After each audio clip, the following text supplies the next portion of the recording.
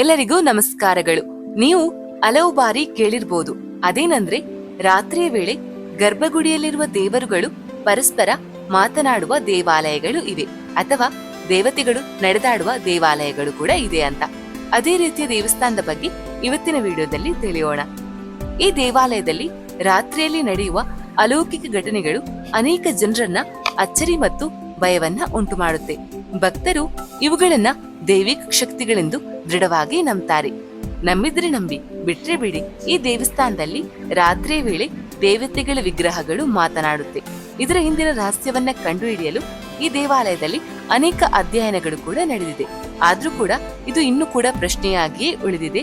ಅಷ್ಟಕ್ಕೂ ಆ ದೇವಸ್ಥಾನ ಎಲ್ಲಿದೆ, ಆ ದೇವಸ್ಥಾನದ ವಿಶೇಷತೆ ಏನು, ಬನ್ನಿ ಎಲ್ಲವನ್ನ ತಿಳಿಯೋಣ. ಈ ದೇವಾಲಯ ಇರುವುದು ಬಿಹಾರ ರಾಜ್ಯದಲ್ಲಿರುವ ಈ ರಾಜರಾಜೇಶ್ವರಿ ತ್ರಿಪುರ ಸುಂದರಿ ದೇವಾಲಯವು ಅಂತಹ ಶಕ್ತಿಶಾಲಿ ಮತ್ತು ಅತೀಂದ್ರಿಯವಾದ ದೇವಾಲಯವಾಗಿದೆ. ಇದು ಬಿಹಾರದ ಬಸ್ತರ್ ನಗರದಲ್ಲಿದ್ದು ಶ್ರೀ ರಾಜರಾಜೇಶ್ವರಿ ತ್ರಿಪುರ ಸುಂದರಿ ದೇವಾಲಯ ಅಂತಾನೆ ಫೇಮಸ್ ಆಗಿದೆ. ಈ ಮಂದಿರವು ಸುಮಾರು 400ರಿಂದ 600 ವರ್ಷಗಳಷ್ಟು ಹಳೆಯದು ಎಂದು ನಂಬಲಾಗಿದೆ. ತಾಂತ್ರಿಕ ಆಚರಣೆಗಳು ಮತ್ತು ಅಪೇಕ್ಷಿತ ವರಗಳನ್ನು ನೀಡುವ ಪ್ರಬಲ ಪ್ರಾರ್ಥನೆಗೆ ಈ ದೇವಾಲಯವು ಹೆಸರುವಾಸಿಯಾಗಿದೆ. ಬಹಳ ವರ್ಷಗಳ ಹಿಂದೆ, ಅಂದ್ರೆ ಸುಮಾರು 400 ವರ್ಷಗಳ ಹಿಂದೆ, ಭವಾನಿ ಮಿಶ್ರ ಎಂಬ ತಾಂತ್ರಿಕರು ತ್ರಿಪುರ ಸುಂದರಿ ದೇವತೆ ಮತ್ತು ಇತರ ಹಲವಾರು ದೇವತೆಗಳ ದೇವಾಲಯವನ್ನ ನಿರ್ಮಿಸಲು ಒಂದು ನಿರ್ದಿಷ್ಟ ಸ್ಥಳವನ್ನ ಆರಿಸಿಕೊಂಡರು ಎಂದು ಹೇಳಲಾಗುತ್ತೆ. ದೇವಾಲಯದಲ್ಲಿ ವೈದಿಕ ಮತ್ತು ತಾಂತ್ರಿಕ ಪದ್ಧತಿಗಳನ್ನ ಬಳಸಿಕೊಂಡು ದೇವತೆಗಳನ್ನ ಪೂಜಿಸುವುದು ಬಹಳ ಹಿಂದಿನಿಂದಲೂ ನಡೆದುಕೊಂಡು ಬಂದಂತಹ ವಿಧಿವಿಧಾನವಾಗಿದೆ. ತಂತ್ರಜ್ಞರು ಈ ದೇವಾಲಯದ ಶಕ್ತಿಯ ಬಗ್ಗೆ ಅವಿನಾಭಾವ ಮತ್ತು ಅಚಲ ನಂಬಿಕೆಯನ್ನು ಕೂಡ ಹೊಂದಿದ್ದಾರೆ. ಇಲ್ಲಿನ ಭಕ್ತರು ಹೇಳುವ ಪ್ರಕಾರ ಈ ದೇವಾಲಯದ ಮುಚ್ಚಿದ ನಂತರ ರಾತ್ರಿ ಗರ್ಭಗುಡಿಯ ಹೊರಗೆ ಧ್ವನಿಗಳು ಕೇಳಿಬರುತ್ತೆ. ದೇವಾಲಯದ ಒಳಗೆ ಯಾರೂ ಇಲ್ಲದಿದ್ದರೂ ಸಹ ಮನುಷ್ಯರು ಮಾತನಾಡುವಂತೆ ಧ್ವನಿಗಳು ಕೇಳಿಬರುತ್ತೆ. ದೇವಾಲಯದ ಆವರಣದಲ್ಲಿ ಅನೇಕ ಉಗ್ರ ದೇವತೆಗಳು ಇರುವುದರಿಂದ ದೇವರುಗಳ ವಿಗ್ರಹಗಳು ರಾತ್ರಿಯಲ್ಲಿ ಮಾತನಾಡುತ್ತವೆ ಎಂದು ಭಕ್ತರು ನಂಬುತ್ತಾರೆ. ಈ ಆಲಯದಲ್ಲಿ ದೇವತೆಗಳ ವಿಗ್ರಹಗಳು ಮಾತನಾಡುತ್ತದೆ ಎಂದು ಭಕ್ತರು ನಂಬುವ ವಿಷಯವಾದ ಸತ್ಯವನ್ನು ಕಂಡುಹಿಡಿಯಲು ಅನೇಕ ಅಧ್ಯಯನಗಳನ್ನು ನಡೆಸಲಾಗಿದೆ.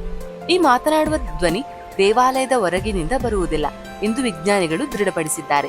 ಅದೇ ಸಮಯದಲ್ಲಿ ರಾತ್ರಿಯಲ್ಲಿ ದೇವಾಲಯದ ಒಳಗಿನಿಂದ ಕೇಳುವ ಈ ಧ್ವನಿಗಳು ಎಲ್ಲಿಂದ ಮತ್ತು ಹೇಗೆ ಬರುತ್ತೆ ಎಂಬುದು ಇಂದಿಗೂ ಕೂಡ ಯಕ್ಷ ಪ್ರಶ್ನೆಯಾಗಿ ಉಳಿದಿದೆ. ಭಕ್ತರ ಪ್ರಕಾರ ಈ ದೇವಾಲಯದಲ್ಲಿ ರಾತ್ರಿಯ ವೇಳೆ ದೇವತೆಗಳು ಮಾತನಾಡುತ್ತಾರೆ. ಇದನ್ನು ಭೇದಿಸಲು ಅನೇಕ ವಿಜ್ಞಾನಿಗಳು ರಾತ್ರಿ ದೇವಸ್ಥಾನದಲ್ಲಿ ಉಳಿದು ಸಂಶೋಧನೆಯನ್ನ ನಡೆಸಿದ್ದಾರೆ. ಆದ್ರೂ ಕೂಡ ರಾತ್ರಿಯಲ್ಲಿ ಮಾತ್ರ ಕೇಳುವ ಆ ನಿಗೂಢ ಧ್ವನಿಯು ಇಂದಿಗೂ ಕೂಡ ನಿಗೂಢವಾಗಿಯೇ ಉಳಿದಿದೆ.